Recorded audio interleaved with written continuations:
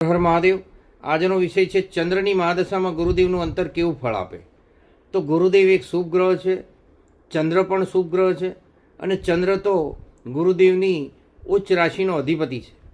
અને ગુરુદેવ જ્યારે નવમ પંચમ અને એકાદશ ભાવના માલિક થતા હોય ત્યારે કર્ક રાશિમાં બેઠેલા હોય તેવા સંજોગોમાં અને પોતાની સ્વરાશિ ધન રાશિ અથવા તો મીન રાશિની અંદર હોય ત્યારે આ ફળ જાતકને ખૂબ લાભદાયક નીવડતું હોય છે અને જાતકના દરેક કાર્યો સફળતાની શિખરે પહોંચતા હોય છે. આવા સંજોગોમાં જાતકને સરકાર તરફથી પણ અભિનંદનને પાત્ર બનતા હોય છે અને માંગલિક પ્રસંગો પણ ઘણા બધા ઘરની અંદર યોજાતા હોય છે અને આર્થિક બાબતે પણ જાતક કમાણી કરતો હોય છે.